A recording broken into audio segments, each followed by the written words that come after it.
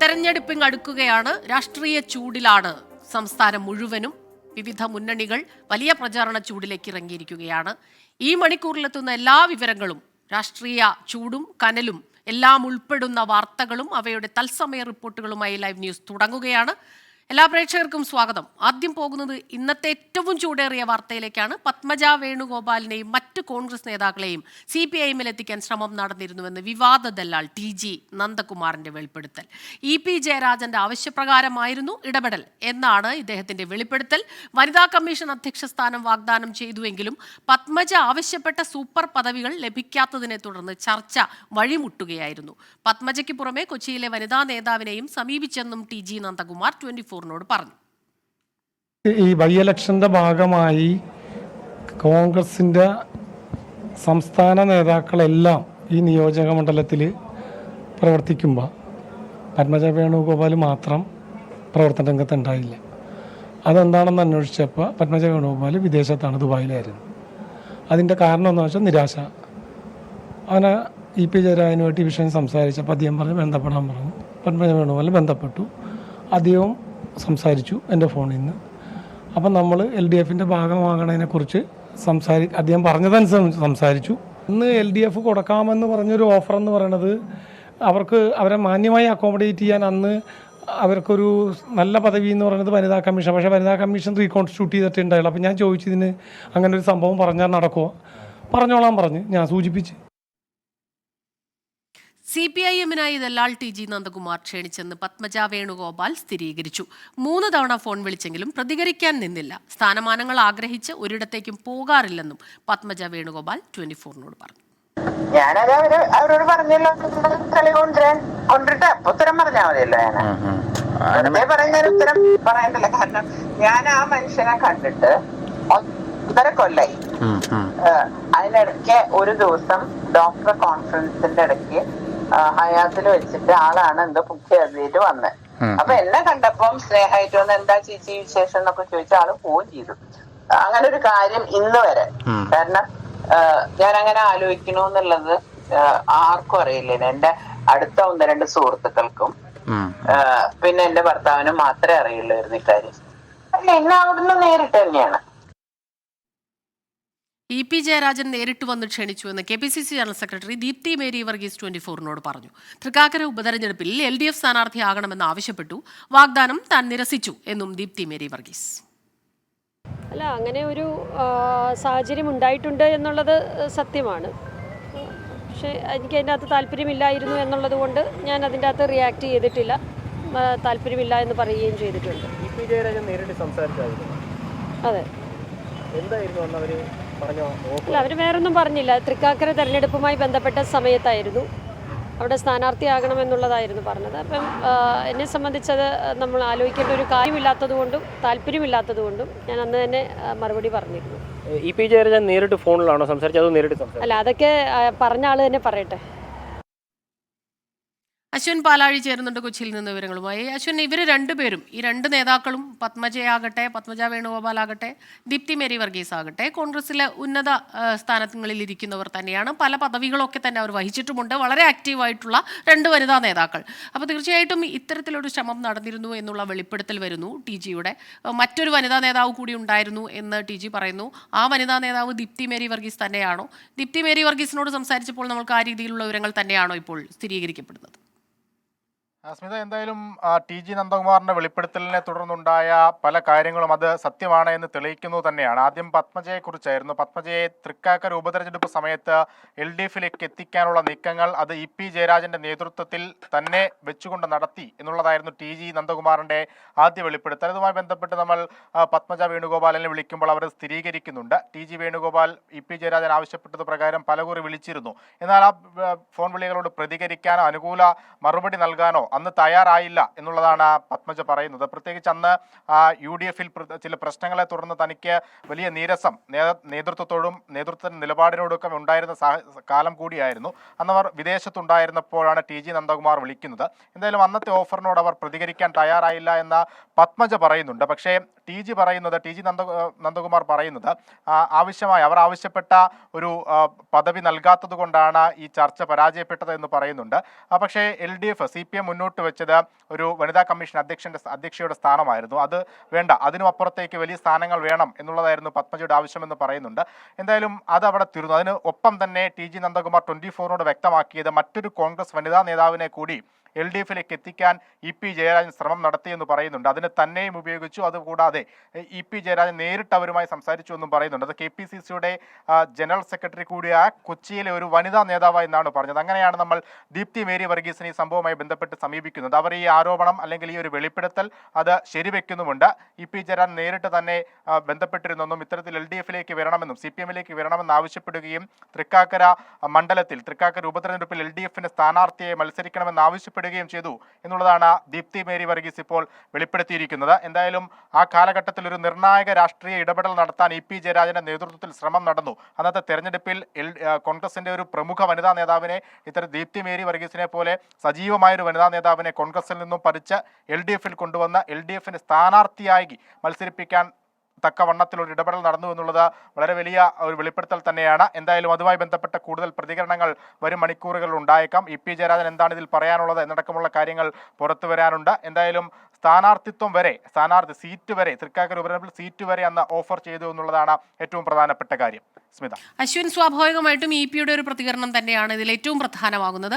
പക്ഷെ അതോടൊപ്പം തന്നെ LDF മറ്റ് നേതാക്കളുടെയൊക്കെ പ്രതികരണവും, അതുമാത്രമല്ല ഇതിപ്പോൾ ലോക്സഭാ തെരഞ്ഞെടുപ്പ് ഇങ്ങ് അടുത്ത് വരികയാണ്. അതിൻ്റെ ചൂടിലാണ് നമ്മുടെ സംസ്ഥാനത്തെ 3 രാഷ്ട്രീയ മുന്നണികളും. അതിനിടയിൽ ഇങ്ങനെ ഒരു വെളിപ്പെടുത്തലൊക്കെ വരുമ്പോൾ തീർച്ചയായിട്ടും ഈ ഒരു കാലം എന്ന് പറഞ്ഞാൽ പരസ്പരം പാർട്ടി മാറുന്നു, മുന്നണി മാറുന്നു, ആ രീതിയിൽ പോയിക്കൊണ്ടിരിക്കുമ്പോൾ ഒന്ന് അലേർട്ട് ആവേണ്ട ഒരു സമയം കൂടിയാണ് മുന്നണികളെ സംബന്ധിച്ചിടത്തോളം. അപ്പോൾ ആ രീതിയിലുള്ള പ്രതികരണങ്ങൾ കിട്ടുന്നുണ്ടോ നമുക്ക്? എന്തായാലും ഈ സംഭവവുമായി ബന്ധപ്പെട്ട ഈ അല്പസമയം മുമ്പാണ് നമ്മൾ ഈ വാർത്ത ബ്രേക്ക് ചെയ്യുന്നത്. അതിനുള്ളിൽ മറ്റു പ്രതികരണങ്ങളൊന്നും വന്നിട്ടില്ല. ഒരുപക്ഷെ വരും നിമിഷങ്ങളിൽ ഇതുമായി ബന്ധപ്പെട്ട രാഷ്ട്രീയ പ്രതികരണങ്ങൾ ഉണ്ടാകും.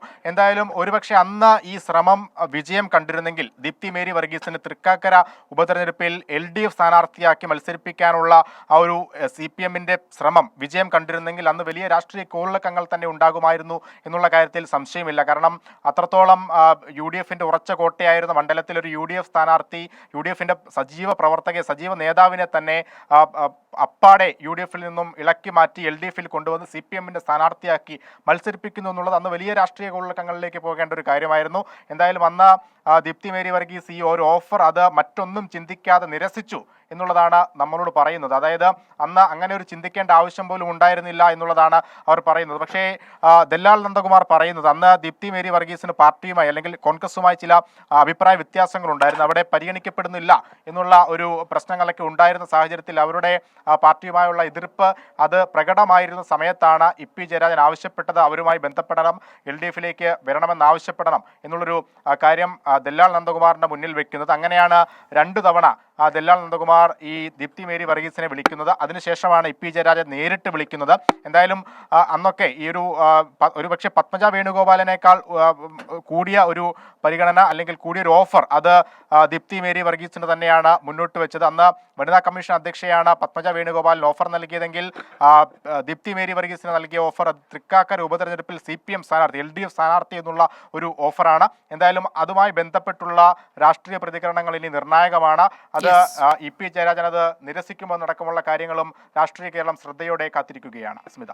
അതെ, ശരി. അശ്വിൻ പാലാഴിയാണ് വിവരങ്ങളുമായി ചേർന്നത്. അശ്വിൻ സൂചിപ്പിച്ചതുപോലെ തന്നെയാണ് വലിയ രാഷ്ട്രീയ ചർച്ചകൾക്കും വിവാദങ്ങൾക്കും ഒക്കെ വഴിവിടുന്ന ഒരു വെളിപ്പെടുത്തലാണ് ഇന്നും ഉണ്ടായിട്ടുള്ളത്. EP ജയരാജൻ നേരിട്ട് വന്ന് തന്നെ ക്ഷണിച്ചു എന്നാണ് ഇപ്പോൾ KPCC general secretary Deepthi Mary Varghese 24നോട് പറഞ്ഞത്. തൃക്കാക്കര ഉപതെരഞ്ഞെടുപ്പിൽ LDFന്റെ സ്ഥാനാർത്ഥിയാകണമെന്ന് ആവശ്യപ്പെടുകയും ചെയ്തു. ആ വാഗ്ദാനം താൻ നിരസിക്കുകയായിരുന്നുവെന്നും ദീപ്തി മേരി വർഗീസ് പറഞ്ഞു. മറ്റൊരു പ്രധാനപ്പെട്ട വാർത്തയിലേക്ക് പോവുകയാണ് നമ്മൾ. ഹരിയാനയിൽ നായബ് സിംഗ് സൈനി സർക്കാർ വിശ്വാസ വോട്ട് നേടി. ശബ്ദ വോട്ടിലൂടെയാണ് വിശ്വാസ പ്രമേയം പാസാക്കിയത്. കോൺഗ്രസ് MLA-മാർ സഭാ നടപടികൾ ബഹിഷ്കരിച്ചു. JJP MLA-മാർ വോട്ടെടുപ്പിൽ നിന്ന് വിട്ടുനിന്നു. രാധാകൃഷ്ണൻ ചേരുന്നു ഡൽഹിയിൽ നിന്ന് വിവരങ്ങളുമായി. JJP MLA-മാരുടെ കൂടി പിന്തുണ ഉണ്ടാകുമെന്ന് പ്രതീക്ഷിച്ചിരുന്നു, പക്ഷെ അതുണ്ടായില്ല. എങ്കിലും ഇപ്പോൾ സർക്കാർ വിശ്വാസ വോട്ട് നേടിയിരിക്കുന്നു. ഏത് രീതിയിലാണത് നടന്നത്?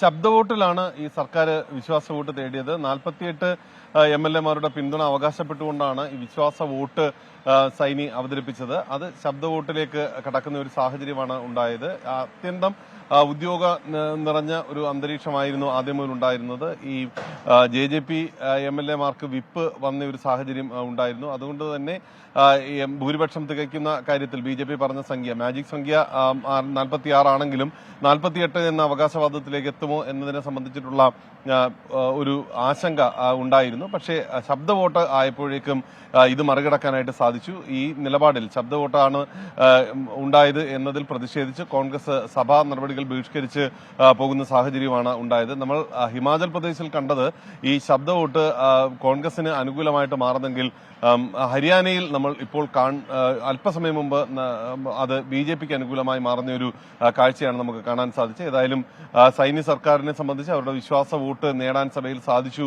എന്ന ആത്മവിശ്വാസത്തിന്റെ ബലത്തിൽ ഇനി മുന്നോട്ട് പോകാം. മറ്റു നടപടികൾ ഈ JJP MLA-മാർ അവർക്ക് പിന്തുണ അവരിൽ ചിലർ ഏതാണ്ട് 4ഓളം പേർ BJPക്ക് ഒപ്പമാണ് അവരുടെ മനസ്സ് എന്നതാണ് ഇപ്പോഴത്തെ ഒരു അവസ്ഥയും. സ്മിത, ശരി. രാധാകൃഷ്ണനാണ് വിവരങ്ങൾ നൽകിയത്. ഹരിയാനയിൽ നായബ് സിംഗ് സൈനി സർക്കാർ വിശ്വാസ വോട്ട് നേടി. ശബ്ദ വോട്ടിലൂടെയാണ് വിശ്വാസ പ്രമേയം പാസാക്കിയത്. മറ്റൊരു പ്രധാനപ്പെട്ട വാർത്തയിലേക്ക് ഇനി ലൈവ് ന്യൂസ് പോവുകയാണ്. പൗരത്വ ഭേദഗതിയിൽ നിയമ പോരാട്ടത്തിന് സംസ്ഥാന സർക്കാർ സുപ്രീംകോടതിയെ സമീപിക്കാൻ മന്ത്രിസഭായോഗം തീരുമാനിച്ചുവെന്ന് മന്ത്രി P. രാജീവ് തുടർ നടപടികൾക്കായി അഡ്വക്കേറ്റ് ജനറലിനെ ചുമതലപ്പെടുത്തുകയും ചെയ്തു. അടിയന്തരമായി നിയമ നടപടികളിലേക്ക് കടക്കാനാണ് തീരുമാനം. ഇന്ന് മന്ത്രിസഭ തന്നെ തീരുമാനമെടുത്തിട്ടുണ്ട്. നമ്മൾ നേരത്തെ തന്നെ ഇത് സംബന്ധിച്ച സ്യൂട്ട് ഫയൽ ചെയ്തിരുന്നു. ഇപ്പോൾ അത് കോടതിയുടെ പരിഗണനയിൽ ഇരിക്കുമ്പോഴാണ് ഇപ്പോൾ ചട്ടങ്ങളുടെ വിജ്ഞാപനം പുറപ്പെടുവിച്ചിട്ടുള്ളത്. അപ്പോൾ ആ കാര്യം കൂടി മുൻനിർത്തിക്കൊണ്ട് അടിയന്തരമായി ഇത് റദ്ദാക്കേണ്ടതുണ്ട് എന്ന ആവശ്യം സുപ്രീം കോടതിയുടെ മുൻപിൽ വയ്ക്കാൻ, നേരത്തെ ഇത് നടപ്പിലാക്കില്ല എന്ന് കേരളം എടുത്ത നിലപാടിനനുസൃതമായി അക്കാര്യം അഡ്വക്കേറ്റ് ജനറലിനെ ചുമതലപ്പെടുത്തിയിട്ടുണ്ട്. അഡ്വക്കേറ്റ് ജനറൽ ഡൽഹിയിലുണ്ട്. അദ്ദേഹം മറ്റ് ഇതുമായി ബന്ധപ്പെട്ട് അന്ന് സീനിയർ കൗൺസിലൊക്കെ ഉണ്ടായിരുന്നു. അവരുമായി ചർച്ച ചെയ്ത് എത്രയും പെട്ടെന്ന് തന്നെ സുപ്രീം കോടതിയിൽ നമ്മുടെ ഇത് സംബന്ധിച്ചുള്ള കാര്യം തുടർച്ചയിൽ ഫയൽ ചെയ്യാനാണ് തീരുമാനിച്ചിട്ടുള്ളത്. പൗരത്വ നിയമ ഭേദഗതി വിജ്ഞാപനത്തെ രാഷ്ട്രീയമായും നിയമപരമായും നേരിടാനാണ് കോൺഗ്രസിന്റെ തീരുമാനം. പൗരത്വ ഭേദഗതി നിയമം അറബിക്കടലിൽ എന്ന മുദ്രാവാക്യവുമായി രാജ്ഭവന് മുന്നിൽ UDF-ന്റെ ധർണയ്ക്ക് തുടക്കമായി. പ്രതിപക്ഷ നേതാവ് VD സതീശൻ ഉദ്ഘാടനം ചെയ്തു. പൗരത്വ ഭേദഗതി നിയമം ഭരണഘടനയുടെ അടിസ്ഥാന തത്വങ്ങളുടെ ലംഘനമാണെന്ന് VD സതീശൻ കുറ്റപ്പെടുത്തി. വിഷയത്തിൽ CPIM-മായി യോജിച്ച സമരത്തിനില്ലെന്ന് പ്രതിപക്ഷ നേതാവ് വ്യക്തമാക്കുകയും ചെയ്തു. ഈ വിജ്ഞാപനത്തിലുള്ള നമ്മുടെ ഭരണഘടനാ ലംഘനം, ഭരണഘടനാ മൂല്യങ്ങളെ തന്നെ ഇല്ലാതാക്കുന്ന ഒരു നിയമവും ചട്ടവുമാണ് ഇവിടെ വന്നിരിക്കുന്നത്. എന്തുകൊണ്ടാണ് മുഖ്യമന്ത്രി പിണറായി വിജയൻ പൗരത്വ നിയമ പ്രക്ഷോഭവുമായി ബന്ധപ്പെട്ട ആ കേസുകൾ, നൂറുകണക്കിന് കേസുകൾ എന്തുകൊണ്ട് പിൻവലിച്ചില്ല? ഉത്തരം പറയണം. നിങ്ങൾ ആരുടെ കൂടെയാണ്? വിജ്ഞാപനം പിൻവലിക്കണമെന്നാവശ്യപ്പെട്ട് രമേശ് ചെന്നിത്തലയും സുപ്രീം കോടതിയെ സമീപിക്കും. ഷഫീദ് റാവുത്തറാണ് ചേരുന്നത് തിരുവനന്തപുരത്ത് നിന്ന് വിവരങ്ങളുമായി. ഷഫീദ, സംസ്ഥാന സർക്കാർ നേരത്തെ തന്നെ ഇതിലൊരു ഹർജി ഫയൽ ചെയ്തിട്ടുള്ളതാണ്. അതുകൊണ്ട് തന്നെ ഇതുമായി ബന്ധപ്പെട്ട ഒരു തുടർ നടപടികൾ അതിലേക്കാണ് സംസ്ഥാന സർക്കാർ കടക്കുക എന്ന് നേരത്തെ തന്നെ അറിയാൻ കഴിഞ്ഞിരുന്നു. അതിലിപ്പോൾ തീരുമാനമായിരിക്കുന്നു. ആ രീതിയിൽ തന്നെ മുന്നോട്ട് പോകാനാണോ ഇപ്പോൾ സംസ്ഥാന സർക്കാരിന്റെ തീരുമാനം? ഈ പൗരത്വ നിയമം പാർലമെന്റ് പാസാക്കിയതിന് പിന്നാലെ ആദ്യ പിണറായി സർക്കാരാണ് സുപ്രീം കോടതിയെ സമീപിച്ചത്. മാത്രവുമല്ല, തുല്യത ഉറപ്പുവരുത്തുന്ന ഭരണഘടനയുടെ അനുച്ഛേദം 14-ന്റെ നഗ്നമായ ലംഘനമാണ് പൗരത്വ നിയമം എന്നായിരുന്നു സർക്കാരിന്റെ പ്രധാന വാദം. ഇപ്പോൾ ഈ വിജ്ഞാപനം പുറത്തിറങ്ങിയ ഒരു സാഹചര്യത്തിൽ ഇന്ന് ചേർന്ന മന്ത്രിസഭാ യോഗം വീണ്ടും സുപ്രീം കോടതിയിൽ വിഷയം ചർച്ചയാക്കുക എന്നുള്ളതാണ് തീരുമാനിച്ചിട്ടുള്ളത്. സംസ്ഥാന സർക്കാർ ശക്തമായ നിലപാടുമായി മുന്നോട്ട് പോകുമെന്നുള്ളതും ഏറ്റവും വ്യക്തമായിട്ടുള്ള കാര്യം. അതായത് നിലവിൽ ഇപ്പോൾ നൽകിയിരിക്കുന്ന ഹർജി, ആ ഹർജി മറ്റൊരു ഹർജി വീണ്ടും നൽകണമോ, അതല്ലെങ്കിൽ ആ ഹർജിയിന്മേൽ വീണ്ടും ഒരു അപ്ഡേഷൻ എന്ന രീതിയിൽ നൽകണമെന്നുള്ള കാര്യത്തിൽ ഇതുവരെയും ഒരു തീരുമാനമെടുത്തിട്ടില്ല. അത് തീരുമാനിക്കാൻ അഡ്വക്കേറ്റ് ജനറലിനെ ചുമതലപ്പെടുത്തിയിട്ടുണ്ട്. അതേസമയം ഇന്ന് മന്ത്രി P. രാജീവ് അടക്കം പറഞ്ഞത് നിയമം ഭരണഘടനാ വിരുദ്ധമാണ്, കേരളത്തിൽ നടപ്പാക്കില്ലെന്ന് നിയമസഭ തന്നെ തീരുമാനിച്ചതാണ് എന്നുള്ള കാര്യവും കൂടി വ്യക്തമാക്കുന്നുണ്ട്. സ്മിത, ശരി. ഷഫീദ് റാവുത്തറാണ് തിരുവനന്തപുരത്ത് നിന്ന് വിവരങ്ങളുമായി ചേർന്നത്. CAA-ക്കെതിരെ നിയമ നടപടികളുമായി മുന്നോട്ട് പോകുക, അതാണ് ഇപ്പോഴത്തെ സർക്കാരിൻ്റെ തീരുമാനം. ഇനി അഡ്വക്കേറ്റ് ജനറൽ അതുമായുള്ള നിയമ നടപടികളുമായി മുന്നോട്ട് തന്നെ പോവുകയും ചെയ്യും. ഇനി മറ്റൊരു പ്രധാനപ്പെട്ട വാർത്തയിലേക്ക് കടക്കുകയാണ്. ഉത്തരാഖണ്ഡിൽ ഏക സിവിൽ കോഡ് നിയമമായി. ബില്ല് രാഷ്ട്രപതി അംഗീകരിച്ചു. ഫെബ്രുവരി ആദ്യമാണ് നിയമസഭയുടെ പ്രത്യേക സമ്മേളനത്തിൽ മുഖ്യമന്ത്രി പുഷ്കർ സിംഗ് ധാമി ബിൽ അവതരിപ്പിച്ചത്. ആർ രാധാകൃഷ്ണൻ ചേരുന്നുണ്ട് ഡൽഹിയിൽ നിന്ന് വിവരങ്ങളുമായി. ആർക്കെ കൂടുതൽ വിവരങ്ങൾ എന്തെല്ലാമാണ്?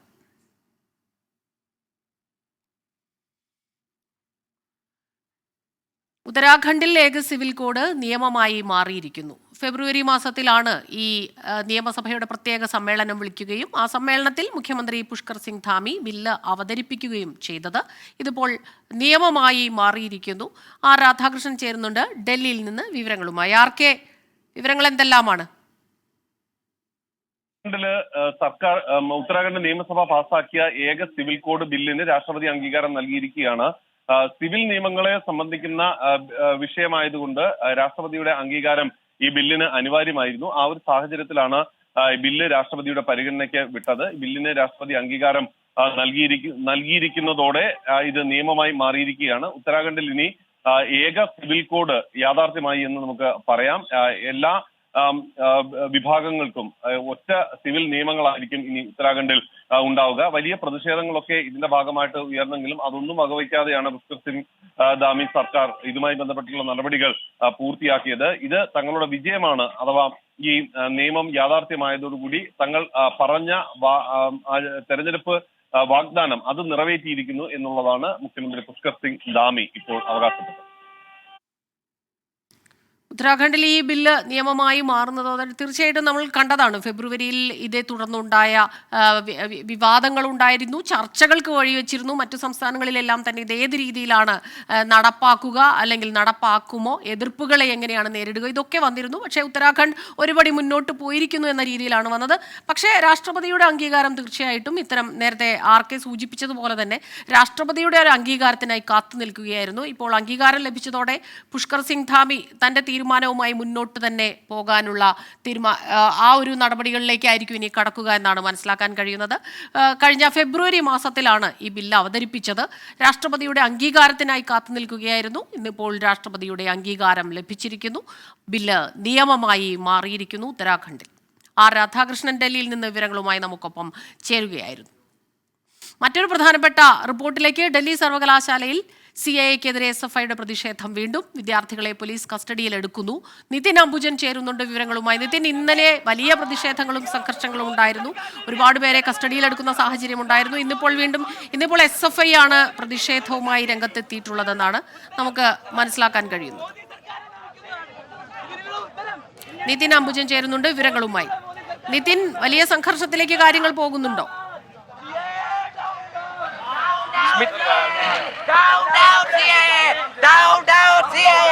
ഡൽഹി സർവകലാശാലയിലെ SFI പ്രതിഷേധം പോലീസ് കസ്റ്റഡിയിൽ കൊണ്ടുവന്നിരിക്കുന്നത് ഒരു സമുദായത്തിനെ പ്രീണിപ്പെടുത്തി ഹിന്ദു വോട്ട് ബാങ്കിലൂടെ ലോക്സഭാ ഇലക്ഷൻ അട്ടിമറിക്കാനാണ് ഇതിന്റെ ശ്രമം. ഓരോരുത്തരും ഓരോ ഇന്ത്യൻ പൗരനും തന്റെ അവകാശം മനസ്സിലാക്കി റോഡുകളിൽ ഇറങ്ങി ഇതിനെതിരെ പ്രതികരിക്കുന്നതാണ്. ഇതിലൂടെ ഒരു കാരണവശാലും ഇന്ത്യയിലെ ജനത രണ്ടായോ മൂന്നായോ തിരിയുന്നതല്ല. ഈ ഇന്ത്യയുടെ ഭരണഘടന നൽകുന്ന അവകാശം എല്ലാവർക്കും ഒരുപോലെയുള്ളതാണ്. അതൊരു നിയമം കൊണ്ടോ ഒരു മോദിയെ കൊണ്ടോ അമിത്ഷായെ കൊണ്ടോ ആര് മാറ്റാൻ കഴിയുന്നതല്ല. ഇൻകുലാബ് സിന്ദാബാദ്. നാളെയും ഈ പോരാട്ടം തുടരും. സ്മിത, എന്തായാലും ഇപ്പോൾ വലിയ പ്രതിഷേധമാണ് ഇപ്പോൾ നടക്കുന്നത്. SFI പ്രവർത്തകരെ പോലീസ് ഇപ്പോൾ കസ്റ്റഡിയിൽ എടുക്കുകയാണ്. സർവകലാശാലയ്ക്ക് പുറത്ത് ഇന്നലെ പ്രതിഷേധമുണ്ടായ സ്ഥലത്ത് തന്നെയാണ് ഇന്നും ഇപ്പോൾ പ്രതിഷേധം അരങ്ങേറുന്നത്. എന്തായാലും വിദ്യാർത്ഥികൾ ഇപ്പോൾ പോലീസ് കസ്റ്റഡിയിലേക്ക് കൊണ്ടുപോവുകയാണ്. 2 ബസ്സുകളിലെ ഇപ്പോൾ വിദ്യാർത്ഥികളെ പോലീസ് കസ്റ്റഡിയിൽ കൊണ്ടുപോയിട്ടുണ്ട്. ഇത്തരത്തിൽ ഈ പൗരത്വ നിയമത്തിനെതിരെ ശക്തമായ പ്രതിഷേധം ഉയർത്തുമെന്ന് തന്നെയാണ് SFI അടക്കം ഇപ്പോൾ വ്യക്തമാക്കിയിരിക്കുന്നത്. ഇന്നലത്തിന് വ്യത്യസ്തമായി ഇന്ന് പോലീസ് ക്യാമ്പസിനകത്ത് കയറിയിട്ടില്ല. വിദ്യാർത്ഥികൾ മാർച്ചുമായി ഈ ഗേറ്റിന്, അതായത് ഡൽഹി സർവകലാശാല 4-ാം നമ്പർ ഗേറ്റിലേക്ക് വരികയായിരുന്നു. അതിനുശേഷം അവിടെ വെച്ച് വിദ്യാർത്ഥികൾ പ്രതിഷേധിച്ചു. എന്തായാലും വിദ്യാർത്ഥികളുടെ പ്രതിഷേധം ആരംഭിച്ച ഉടൻ തന്നെ പോലീസ് നടപടി ആരംഭിക്കുകയായിരുന്നു. നിലവിലിപ്പോൾ ഏതാണ്ട് 50ഓളം വിദ്യാർത്ഥികളെ പോലീസ് ഇപ്പോൾ കസ്റ്റഡിയിലെടുത്തിട്ടുണ്ട്. കൂടുതൽ പോലീസ് ഇവിടെ ഇപ്പോൾ വിന്യസിച്ചിരിക്കുകയാണ്. അതോടൊപ്പം തന്നെ കൂടുതൽ വിദ്യാർത്ഥികൾ ക്യാമ്പസിന് പുറത്ത് വരാനുള്ള ശ്രമം നടക്കുന്നുണ്ട്. ശക്തമായ രീതിയിൽ തന്നെ സമരവുമായി മുന്നോട്ട് പോകും എന്നാണ് SFI അറിയിച്ചിരിക്കുന്നത്. ഇപ്പോൾ വിദ്യാർത്ഥികളടക്കം ഇപ്പോൾ പ്രതികരിക്കുകയാണ്. Through your news channels, we want to show this to the country that they are not letting us live. ഇത്തരത്തിൽ ക്യാമ്പസിന് പുറത്ത് വലിയ പ്രതിഷേധമായി മുന്നോട്ട് പോകും എന്ന് തന്നെയാണ് SFI പ്രവർത്തകർ അറിയിച്ചിരിക്കുന്നത്. ഇന്ന് ഡൽഹി സർവകലാശാലയിലും അതോടൊപ്പം തന്നെ അംബേദ്കർ സർവകലാശാലയിലും ഇത്തരത്തിൽ പ്രതിഷേധവുമായി ആഹ്വാനം ചെയ്തിരുന്നു. എന്തായാലും ക്യാമ്പസുകളിൽ ഇപ്പോൾ ശക്തമായ പ്രതിഷേധം പൗരത്വ നിയമത്തിനെതിരെ രൂപപ്പെടുകയാണ്. ഇന്നലെ MSF ഉൾപ്പെടെയുള്ള വിവിധ സംഘടനകൾ ഇതേ സ്ഥലത്ത് വെച്ച് പ്രതിഷേധിച്ചിരുന്നു. പോലീസ് അവർക്കെതിരെ ശക്തമായ നടപടി സ്വീകരിച്ചു. ഇന്നലെ ക്യാമ്പസിന് അകത്ത് പോലീസ് കയറിയെങ്കിലും ഇന്നിപ്പോൾ ക്യാമ്പസിന് പുറത്ത് തന്നെ പോലീസ് നിലയുറപ്പിക്കുകയായിരുന്നു. അതിനുശേഷം വിദ്യാർത്ഥികളെ ഓരോരുത്തരായി ഇവിടെ വെച്ച് പോലീസ് കസ്റ്റഡിയിൽ എടുക്കുകയായിരുന്നു. എന്തായാലും നിലവിൽ ഇപ്പോൾ വിദ്യാർത്ഥികൾ ഇവിടുന്ന് കൊണ്ടുപോയിട്ടുണ്ട്. മറ്റ് SFI പ്രവർത്തകരടക്കം ഇപ്പോൾ ക്യാമ്പസിനകത്ത് ഇത്തരത്തിൽ പ്രതിഷേധം സംഘടിപ്പിക്കുകയാണ്. ഇനിയുള്ള മണിക്കൂറുകളിൽ ഇത്തരത്തിൽ വിദ്യാർത്ഥികൾ ഈ ക്യാമ്പസിലേക്ക് പുറത്ത് വരുമെന്നാണ് മനസ്സിലാക്കാൻ സാധിക്കുന്നത്. എന്തായാലും വലിയ സുരക്ഷാ ക്രമീകരണങ്ങളാണ് ഇപ്പോൾ ഈ ക്യാമ്പസിന് പുറത്ത് ഒരുക്കിയിരിക്കുന്നത്. ഇത്തരത്തിൽ ഇവിടെ വെച്ചായിരുന്നു പോലീസ് പ്രവർത്തകരെ കൊണ്ടുപോയത്. ക്യാമ്പസിലെ സെക്യൂരിറ്റിക്കാരടക്കം വിദ്യാർത്ഥികളെ ക്യാമ്പസിന് പുറത്തേക്ക് കൊണ്ടുപോവുകയായിരുന്നു. അതിനുശേഷമാണ് ഇവിടെ പ്രവർത്തകർ കുത്തിയിരുന്നുകൊണ്ട് പ്രതിഷേധിച്ചത്. എന്തായാലും ശക്തമായ പ്രതിഷേധം ഇപ്പോൾ ക്യാമ്പസുകളിൽ ഉയർന്നുണ്ട്. ഇതിന്റെ ഭാഗമായി തന്നെയാണ് SFI ഇന്ന് ഡൽഹി സർവകലാശാലയിൽ SFI പ്രവർത്തകർ ഇന്ന് പൗരത്വ നിയമത്തിനെതിരെ പ്രതിഷേധം ആഹ്വാനം ചെയ്തത്. അംബേദ്കർ സർവകലാശാല അത്തരത്തിൽ വിവിധ ക്യാമ്പസുകളിൽ ഇപ്പോൾ ശക്തമായ പ്രതിഷേധം രൂപപ്പെടുകയാണ്. ക്രിസ്റ്റീന. ശരി, നിതിൻ അംബുജനാണ് വിവരങ്ങളുമായി ചേർന്നത്. പൗരത്വ നിയമ ഭേദഗതിക്കെതിരെ ഇന്നും ഡൽഹി സർവകലാശാലയിൽ വിദ്യാർത്ഥികളുടെ പ്രതിഷേധമുണ്ടായി. SFIയുടെ നേതൃത്വത്തിലായിരുന്നു ഇന്ന് പ്രതിഷേധം. പോലീസ് പ്രതിഷേധക്കാരെ അറസ്റ്റ് ചെയ്ത് നീക്കുകയും ചെയ്തു. സർക്കാർ ജോലികളിൽ വനിതകൾക്ക് 50% സംവരണം ഉൾപ്പെടെയുള്ള തെരഞ്ഞെടുപ്പ് വാഗ്ദാനവുമായി കോൺഗ്രസ്. ഭാരത് ജോഡോ ന്യായയാത്രയുടെ ഭാഗമായി മഹാരാഷ്ട്രയിലെ ധുലയിൽ നടന്ന മഹിളാ സമ്മേളനത്തിൽ രാഹുൽ ഗാന്ധിയാണ് പ്രഖ്യാപനം നടത്തിയത്. നിർധനരായ സ്ത്രീകൾക്ക് 1 ലക്ഷം രൂപ ധനസഹായം ഉൾപ്പെടെയാണ് മഹിളാ ന്യായ് പദ്ധതിയിലുള്ളത്. 1 लाख रुपए उसके बैंक अकाउंट में हर साल ऑटोमेटिक डायरेक्ट उसके बैंक अकाउंट में जाएगा। और वैसे ही हिंदुस्तान में करोड़ों महिलाओं के साथ करोड़ों महिलाओं के बैंक अकाउंट में साल का 1 लाख रुपए आएगा। क्रांतिकारी कदम है ये। अगर नरेंद्र मोदी जी अरबपतियों को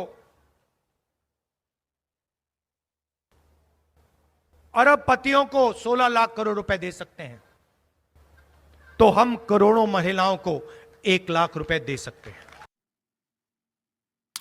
ശ്രീനാഥ് ചന്ദ്രനാണ് ചേരുന്നത് മുംബൈയിൽ നിന്ന് വിവരങ്ങളുമായി. ശ്രീനാഥ്, കോടിക്കണക്കിന് ജനങ്ങളുണ്ട്, അതിൽ വനിതകൾക്ക് വർഷത്തിൽ 1 ലക്ഷം രൂപ, ആ രീതിയിലുള്ള പ്രകടന പത്രികയാണോ, ആ രീതിയിലുള്ള വാഗ്ദാനങ്ങളാണോ കോൺഗ്രസ് മുന്നോട്ട് വയ്ക്കുന്നത്?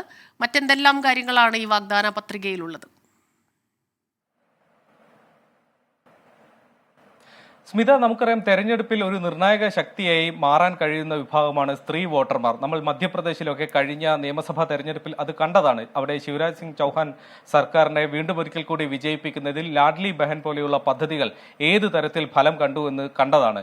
ഏതായാലും സമാന രീതിയിൽ മഹിളകൾക്ക് കൂടുതൽ പ്രാധാന്യം നൽകി ആ വോട്ടർമാരെ പാർട്ടിയിലേക്ക് അടുപ്പിക്കാനുള്ള ശ്രമം കോൺഗ്രസിന്റെ ഭാഗത്ത് നടക്കുന്നു. അതിന്റെ ഭാഗമായാണ് ഇപ്പോൾ ഭാരത് ജോഡോ ന്യായ യാത്ര മഹാരാഷ്ട്രയിലേക്ക് എത്തുമ്പോൾ ധുലയിൽ വെച്ച് നടക്കുന്ന റാലിയിൽ വെച്ച് രാഹുൽ ഗാന്ധി ഈ തരത്തിൽ വലിയ പ്രഖ്യാപനങ്ങൾ 5 വാഗ്ദാനങ്ങളാണ് നൽകുന്നത്. അതിൽ ഏറ്റവും പ്രധാനപ്പെട്ടത് ദരിദ്ര കുടുംബങ്ങളിൽ നിന്നുള്ള സ്ത്രീകൾക്ക് വാർഷിക സഹായമായി 1 ലക്ഷം രൂപ അവരുടെ അക്കൗണ്ടുകളിലേക്ക് എത്തും എന്നതാണ്. രണ്ടാമതായി കേന്ദ്ര സർക്കാർ ജോലികളിൽ 50% സംവരണം സ്ത്രീകൾക്ക് നൽകും എന്ന് പറയുന്നു. ഒപ്പം തന്നെ അംഗൻവാടി, ആശാ വർക്കർമാർ ഇവർക്കൊക്കെ ഇപ്പോൾ കിട്ടുന്ന വേതനത്തിൽ ഇരട്ടിയാക്കാനുള്ള തീരുമാനം എടുക്കുമെന്ന് പറയുന്നു. മഹിളകൾക്കുള്ള ഹോസ്റ്റലുകൾ എല്ലാ ജില്ലകളിലും ഹോസ്റ്റലുകൾ നടപ്പാക്കാൻ പോകുന്നു. അങ്ങനെ സ്ത്രീ വോട്ടർമാർക്കിടയിൽ വലിയ ചലനങ്ങൾ ഉണ്ടാക്കാൻ കഴിയുന്ന തരത്തിലുള്ള പ്രഖ്യാപനങ്ങളാണ് തെരഞ്ഞെടുപ്പ് കഴിഞ്ഞാൽ നടപ്പാക്കും എന്ന് കോൺഗ്രസ് പറയുന്നത്. രാഹുൽ ഗാന്ധി ഈ പ്രഖ്യാപനം നടത്തി കഴിഞ്ഞിരിക്കുന്നു. ഇനി അങ്ങോട്ട് തെരഞ്ഞെടുപ്പ് പ്രകടന പത്രികയൊക്കെ വരുമ്പോഴേക്കും ഇതൊക്കെ തന്നെ പ്രധാന ഘടകമായി ആ പത്രികയിലും നമുക്ക് കാണാൻ വേണ്ടി കഴിയും. സ്മിത. ശരി, ശ്രീനാഥ് ചന്ദ്രനാണ് മുംബൈയിൽ നിന്നുള്ള വിവരങ്ങളുമായി ചേർന്നത്. വനിതാ വോട്ടർമാരെ ലക്ഷ്യമിട്ട് തന്നെയാണ് കോൺഗ്രസിൻ്റെ ഈ ഒരു വാഗ്ദാനം. പ്രകടന പത്രികയിൽ കൂടുതൽ പദ്ധതികൾ, 5 വാഗ്ദാനങ്ങളാണ്. അതിൽ 1 ലക്ഷം രൂപ നിർധനരായ സ്ത്രീകളുടെ അക്കൗണ്ടിലേക്ക് ഓരോ വർഷവും എത്തുമെന്നുള്ളതാണ് ഏറ്റവും പ്രധാനപ്പെട്ടത്. സർക്കാർ ജോലികളിൽ 50% വനിതകൾക്ക് സംവരണവും. ശ്രീനാഥ് ചന്ദ്രൻ വിവരങ്ങൾ നൽകുകയായിരുന്നു. പത്മജ വേണുഗോപാലിനെതിരായ പരാമർശത്തിൽ KPCC നേതൃയോഗത്തിൽ യൂത്ത് കോൺഗ്രസ് അധ്യക്ഷൻ രാഹുൽ മാങ്കൂട്ടത്തിന് വിമർശനം. ശൂരനാട് രാജശേഖരനാണ് ഈ വിമർശനം ഉന്നയിച്ചത്. അനാവശ്യമായി ലീഡറുടെ പേര് വലിച്ചിഴച്ചത് ശരിയായില്ല എന്ന് ശൂരനാട് രാജശേഖരൻ കുറ്റപ്പെടുത്തി. പ്രതിപക്ഷ നേതാവ് VD സതീശൻ പിന്തുണച്ചുവെങ്കിലും വിമർശനത്തിനു പിന്നാലെ രാഹുൽ മാങ്കൂട്ടത്തിൽ യോഗത്തിൽ നിന്നും ഇറങ്ങിപ്പോയി. പത്മജ വേണുഗോപാലിനെതിരെയാണ് കേസ് കൊടുക്കേണ്ടത് കേരളത്തിലെ കോൺഗ്രസ് പ്രവർത്തകർ. ഞങ്ങളുടെ എല്ലാവരുടെയും അനിഷേധ്യ നേതാവായ ഈ പാർട്ടിയെ സ്വന്തം ചോരയും ജീവനും AV ജയശങ്കർ ചേരുന്നുണ്ട് തിരുവനന്തപുരത്തു നിന്ന് വിവരങ്ങളുമായി. ജയശങ്കർ, കാര്യം ഇങ്ങനെ ഒരു പ്രതികരണം നടന്നത് അത് ശരിയായില്ല എന്നുള്ള തന്നെയാണ് ഭൂരിപക്ഷം നേതാക്കളുടെയും ഭാഗത്തുനിന്ന് പ്രതികരണങ്ങൾ നമ്മൾ കണ്ടത്. ഇന്നിപ്പോൾ ആ ഒരു തരത്തിലുള്ള വിമർശനവും യോഗത്തിലുണ്ടായോ? രാഹുൽ മാങ്കൂട്ടത്തിനെതിരെ രമേശ് ചെന്നിത്തല മാത്രമാണ് ഒരു പരസ്യ നിലപാടുമായി ഈ വിഷയത്തിൽ രംഗത്ത് വന്നത്. പിന്നാലെയാണ് ഇന്ന് ചേർന്ന KPCCയുടെ നേതൃയോഗത്തിൽ രാഹുലിനെതിരെ വിമർശനം ഉയർന്നത്. ശൂരനാട് രാജശേഖരനാണ് ഇത്തരത്തിലൊരു വിമർശനം ഉന്നയിച്ചത്. അതായത് മുതിർന്ന നേതാവായിരുന്ന ലീഡറെ പേര് ഇത്തരം വിവാദത്തിലേക്ക് വലിച്ചഴിച്ചത് ശരിയായില്ല, താഴെ തട്ടിൽ പ്രവർത്തിക്കാത്തത് മൂലമാണ് തരത്തിലുള്ള പരാമർശങ്ങൾ ഉണ്ടാവുന്നതെന്ന് ശൂരനാട് രാജശേഖരൻ യോഗത്തിൽ പറഞ്ഞു. ഇതൊരു അഹങ്കാരത്തിന്റെ സ്വരം ഈ ഒരു പരാമർശത്തിൽ ഉണ്ടെന്നും അദ്ദേഹം വിമർശിച്ചു. എന്നാൽ ഈ വിഷയവുമായി ബന്ധപ്പെട്ട നിലപാട് മുന്നേ വ്യക്തമാക്കിയതാണ് എന്നാണ് VD സതീശൻ യോഗത്തിൽ അറിയിച്ചത്. രാഹുലിനെ പിന്തുണച്ചുകൊണ്ടുള്ള ഒരു നിലപാടാണ് VD സതീശൻ യോഗത്തിൽ സ്വീകരിച്ചത്. പിന്നാലെ രാഹുൽ മാങ്കൂട്ടത്തിൽ യോഗത്തിൽ നിന്ന് ഇറങ്ങിപ്പോയി. പക്ഷേ രാഹുൽ മാങ്കൂട്ടം ഈ വിഷയവുമായി ബന്ധപ്പെട്ട് നൽകുന്ന വിശദീകരണം താൻ യോഗത്തിൽ നിന്ന് ഇറങ്ങിപ്പോയത് തെരഞ്ഞെടുപ്പ് പ്രചാരണവുമായി ബന്ധപ്പെട്ട ഒരു യോഗത്തിൽ അടിയന്തരമായി പങ്കെടുക്കേണ്ടത് കൊണ്ടാണ് എന്നാണ്. എന്തായാലും ഇത്തരത്തിലൊരു വിമർശനം KPCC യോഗത്തിൽ ഉണ്ടാകുന്നു. എന്തായാലും ഈ കാര്യത്തിൽ എന്തെങ്കിലും ഒരു പുനഃപരിശോധനയോ മറ്റു തരത്തിലുള്ള കാര്യങ്ങളോ KPCCയുടെ ഭാഗത്തുനിന്ന് ഉണ്ടാകുമോ എന്ന കാര്യം വരും ദിവസങ്ങളിൽ അറിയാം. എന്തായാലും കോൺഗ്രസിലെ ഒരു വിഭാഗത്തിന് K കരുണാകരനെ അപമാനിച്ച ഈ ഒരു പരാമർശത്തിൽ കടുത്ത അതൃപ്തിയുണ്ട്. ആ അതൃപ്തിയാണ് ഈ നേതൃയോഗത്തിൽ ശൂരനാട് രാജശേഖരനിൽ നിന്ന് പ്രതിഫലിച്ചത് എന്ന് നമുക്ക് വ്യക്തമാണ്. കേരളത്തിന്റെ കടമെടുപ്പ് പരിധി ഉയർത്തണമെന്ന ഹർജിയിൽ കേന്ദ്ര നിലപാട് തള്ളി കേരളം. 5000 കോടി നൽകാമെന്ന് കേന്ദ്രം അറിയിച്ചെങ്കിലും 10000 കോടി വേണം എന്ന ആവശ്യത്തിൽ തന്നെ കേരളം ഉറച്ചുനിന്നു. വായ്പ എടുക്കാനുള്ള അവകാശത്തെ കേന്ദ്രം ഹനിക്കുകയാണെന്നും കേരളം ചൂണ്ടിക്കാട്ടി. കടമെടുക്കാൻ കാട്ടുന്ന വ്യഗ്രത കേരളത്തെ അപകടത്തിലാക്കുമെന്നാണ് കേന്ദ്രത്തിന്റെ വാദം. കേസ് ഈ മാസം 21 വീണ്ടും പരിഗണിക്കും. രാധാകൃഷ്ണൻ ചേരുന്നുണ്ട് ഡൽഹിയിൽ നിന്ന് വിവരങ്ങളുമായി.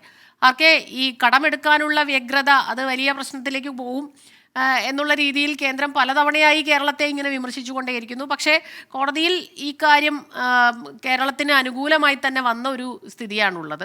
10000 കോടി തന്നെ വേണം, ആ നിലപാടിൽ ഉറച്ചു നിൽക്കുകയാണ് ഇപ്പോഴും സംസ്ഥാനം.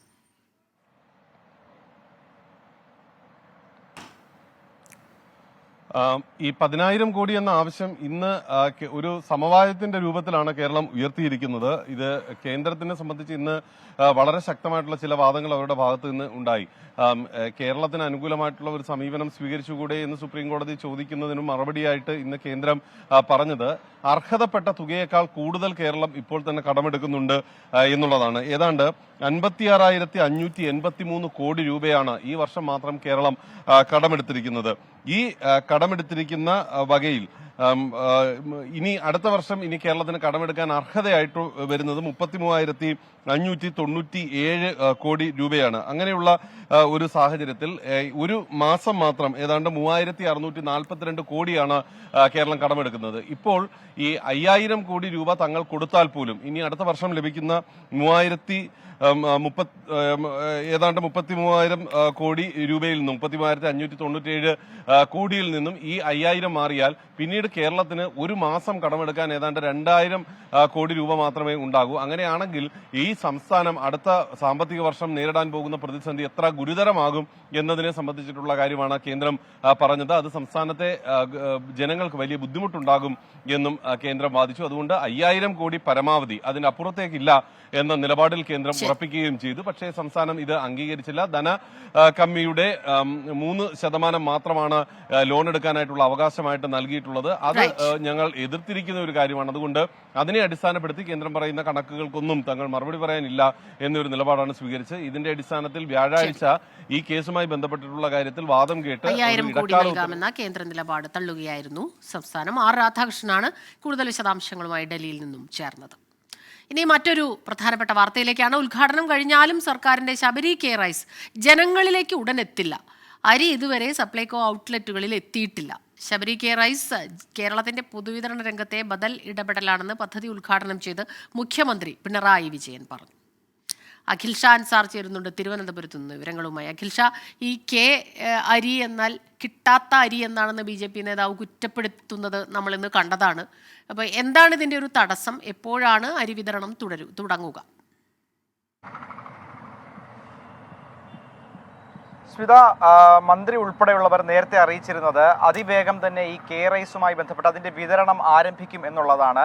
അത് കഴിഞ്ഞ ആഴ്ച മന്ത്രിയുടെ പത്രസമ്മേളനത്തിൽ ഉൾപ്പെടെ ഇതിന്റെ വിതരണം അതിവേഗത്തിൽ നടത്തുമെന്നുള്ള കാര്യവും വ്യക്തമാക്കിയിരുന്നു. പക്ഷേ ഇന്നിപ്പോൾ ഈ ഉദ്ഘാടനം, അതായത് വിതരണോദ്ഘാടനം നടന്നതിന് ശേഷം മുഖ്യമന്ത്രിയാണ് ഇന്ന് ഉച്ചയോടുകൂടി ഇതിന്റെ വിതരണോദ്ഘാടനം നിർവഹിച്ചത്. അതിന് പിന്നാലെയും ഈ ഔട്ട്ലെറ്റുകളിൽ, സപ്ലൈകോ ഔട്ട്ലെറ്റുകളിൽ കെ റൈസ് എത്തിയിട്ടില്ല എന്നുള്ളതാണ് ഏറ്റവും പ്രധാനപ്പെട്ട കാര്യം. ആദ്യഘട്ടത്തിൽ ഈ സഞ്ചി, ഇതുമായി ബന്ധപ്പെട്ട് അരി വിതരണം ചെയ്യാനുള്ള സഞ്ചി ഇതുവരെ ലഭിച്ചിട്ടില്ല എന്നുള്ളൊരു ആരോപണം ഉണ്ടായിരുന്നു. പക്ഷേ അക്കാര്യം നമ്മൾ മന്ത്രിയോട് ചോദിച്ചപ്പോൾ മന്ത്രി അതിനെ നിഷേധിക്കുകയാണ് ചെയ്തത്.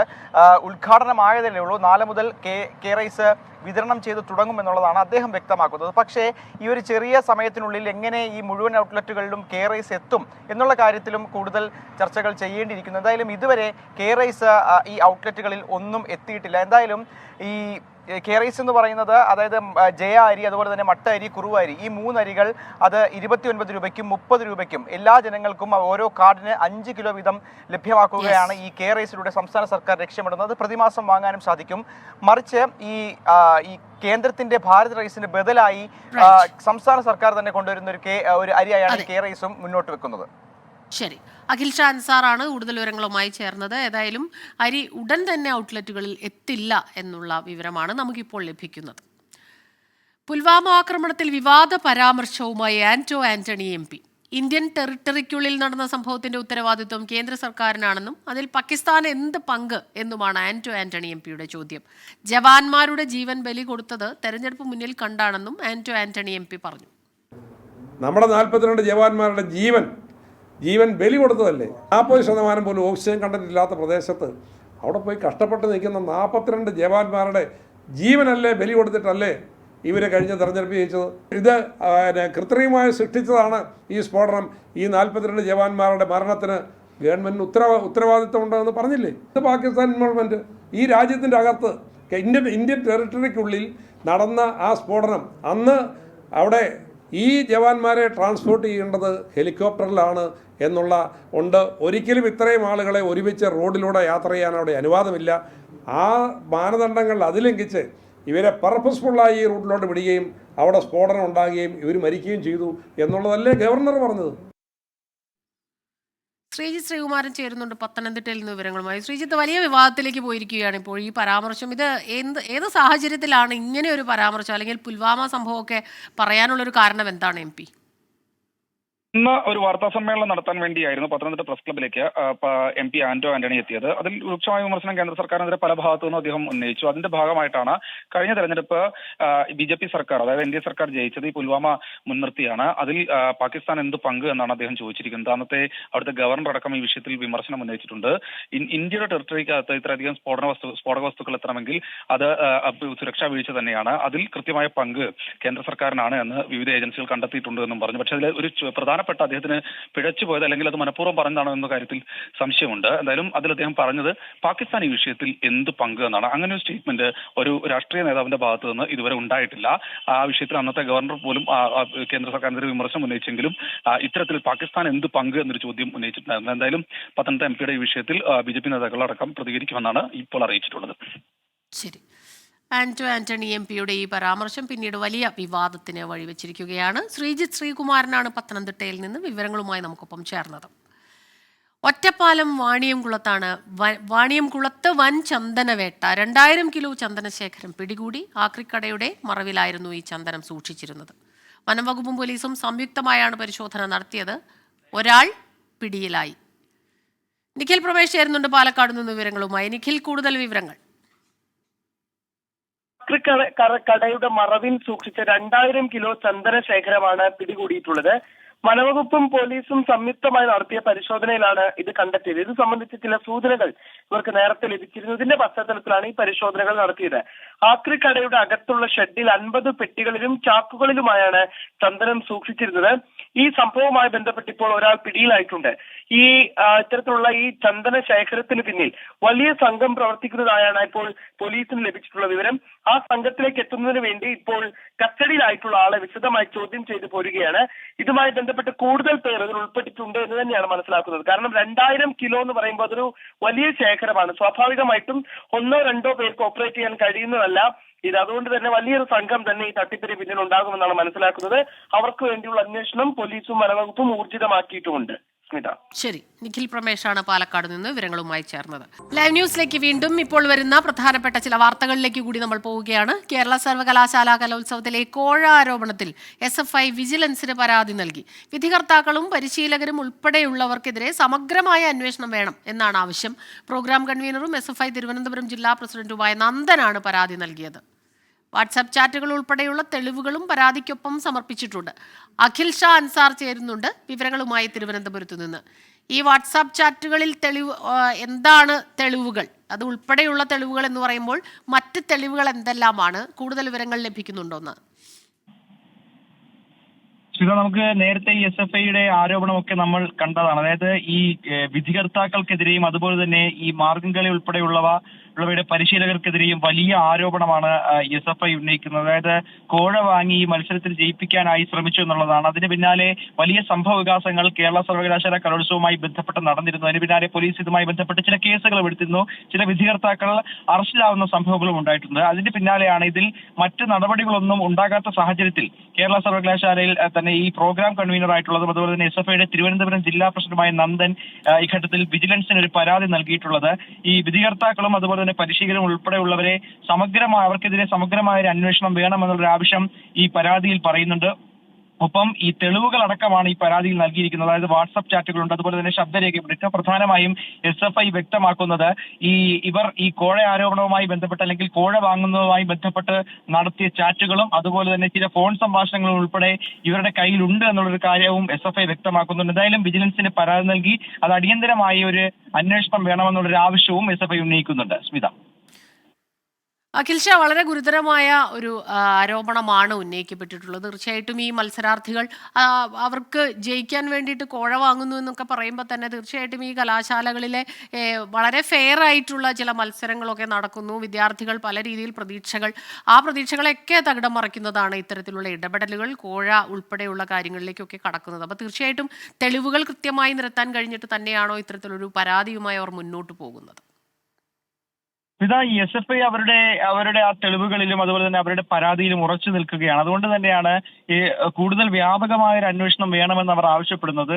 അതിന് പിന്നാലെയാണ് ഈ വിജിലൻസിന് പരാതി നൽകാനുള്ള ഒരു തീരുമാനവും ഈ ജില്ലാ പ്രസിഡന്റും അതുപോലെ തന്നെ ഈ പ്രോഗ്രാം കൺവീനറുമായ നന്ദൻ അതിനൊരു തീരുമാനം എടുക്കുകയും ചെയ്യുന്നത്. ഏറ്റവും പ്രധാനമായി ഇവർ പ്രധാനപ്പെട്ട തെളിവുകളായി വിജിലൻസിന് നൽകിയിരിക്കുന്നത് നമ്മൾ നേരത്തെ പറഞ്ഞതുപോലെ തന്നെ ഈ വാട്സ്ആപ്പ് ചാറ്റുകളും അതുപോലെ തന്നെ ഫോൺ സംഭാഷണങ്ങളുമാണ്.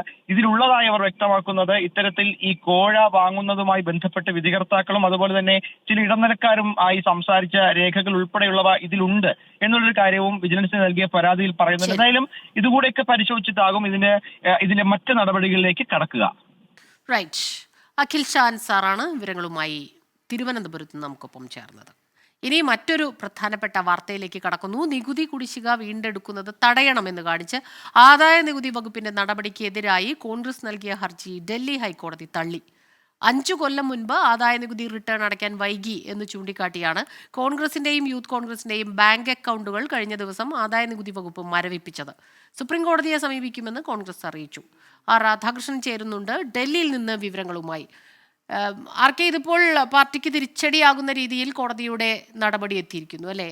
എന്തെല്ലാം കാര്യങ്ങളാണ് കോടതി ചൂണ്ടിക്കാട്ടിയത്?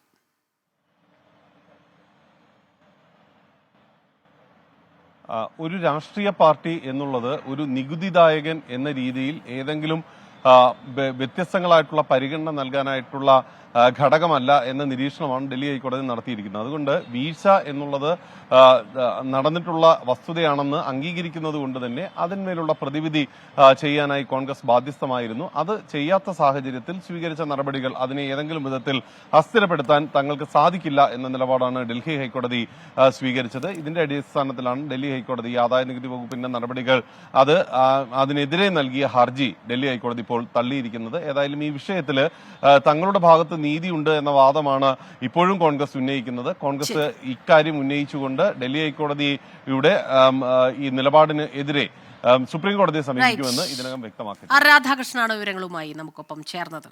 വിശ്വാസികൾക്ക് ഇത് വ്രതശുദ്ധിയുടെ നാളുകൾ. അൽ മുക്താദിർ ഗോൾഡൻ ഡയമണ്ട്സ് പുണ്യങ്ങളുടെ പൂക്കാലം സമർപ്പിക്കുന്നത് എല്ലാ ആഭരണങ്ങളും ഇപ്പോൾ പണിക്കൂലിയില്ലാതെ വാങ്ങാം. അൽ മുക്താദിർ ജ്വല്ലേഴ്സ്.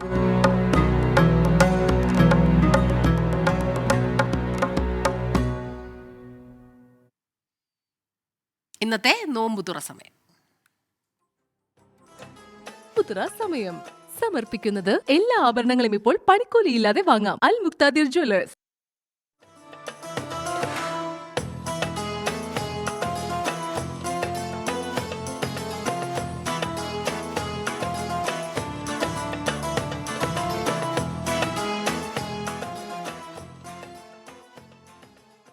ഇനി ഇപ്പോഴത്തെ കാലാവസ്ഥ സമർപ്പിക്കുന്നത് Berger paints 100 years of trust.